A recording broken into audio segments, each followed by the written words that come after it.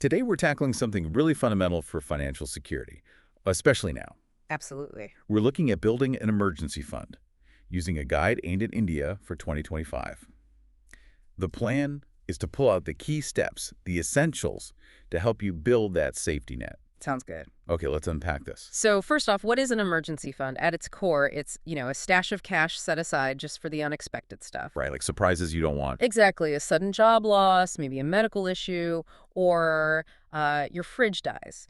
It's the money that stops you from having to borrow or slap it on a high-interest credit card when things go sideways. And the guide we looked at really stresses why this isn't just a nice-to-have anymore. It feels, well, pretty essential for 2025. It really does. What's fascinating here is looking at this through the lens of 2025 in India, you've got inflation that keeps creeping up, especially for basics. Healthcare costs still climbing, and the job market. Well, it's always shifting, isn't it? So this fund, it's less about just good planning and more like a critical layer of defense. Emergencies don't exactly schedule appointments. Okay, that makes sense. So the big question then, how much? How much money are we talking about needing? The rule of thumb generally mentioned is aiming for 3 to 6 months worth of your essential monthly living costs. Essential being the key word there. Absolutely essential. So you need to sit down and actually calculate your number. Think rent, utilities, basic food, loan EMIs, insurance, necessary transport, stuff you absolutely have to pay each month. Okay. So if your essential monthly outgoings are, say, 30,000 rupees, then your target range is somewhere between 90,000 and 1,080,000 rupees. Right. And the guide is quite clear. If you have kids or other dependents relying on you, you really should aim for the higher end of that scale, maybe even a bit more. But look, don't let that big number paralyze you. Starting small is fine. Consistency is what really matters. Got it. So you figure out your number. Where do you actually keep this money? It needs to be safe, but like instantly available. No, exactly that. The priorities are, it must be accessible, safe, and liquid. So no tying it up. The guide points to 3 good options in India. First, a high-interest savings account. Simple, safe, you can get the money out instantly. Standard makes sense. Second, they mention fixed deposits, but specifically ones with a sweep-in facility. This can give you a slightly better interest rate than just savings. How does that sweep-in work? Well, basically, if your linked savings account dips below a certain point, the bank automatically moves money from the FD to cover it. So you get some flexibility without breaking the entire FD and losing all the interest. Oh, that's pretty smart, actually. It is quite handy. And the third option mentioned is liquid mutual funds. These are pretty low-risk funds investing in very short-term things. They might offer slightly higher returns than a savings account, potentially. But it's still quick access. Generally, yes. Access is usually quick, like within a day or two, maybe not instant like an ATM withdrawal, but fast enough for most emergencies. Okay, and probably just as important, where should you definitely not put this emergency money? Oh, definitely. The guide warns against this. Don't try to chase high returns by putting your emergency fund into stocks or equity mutual funds. Too volatile. Right.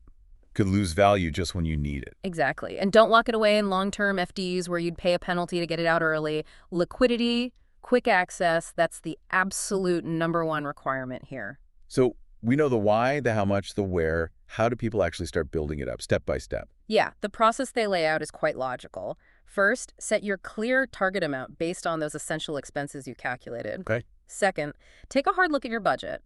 Where can you trim some non-essential spending, even just temporarily, to free up some cash?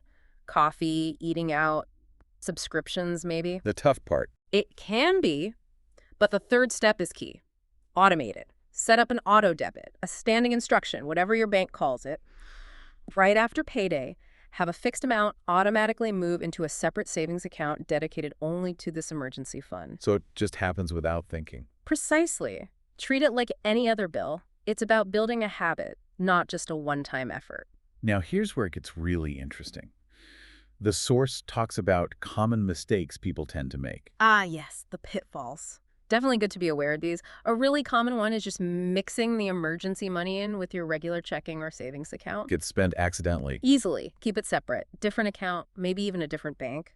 Clarity helps avoid temptation. Another big mistake is relying on credit cards as your backup plan. Ooh, dangerous. Very. The interest rates can be crippling if you carry a balance for long. That's not a safety net, it's a potential debt trap.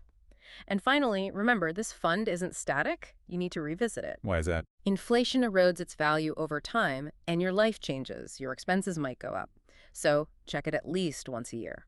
And speaking of life changes, the guide also mentioned tailoring the fund size, right? It's not the same for everyone.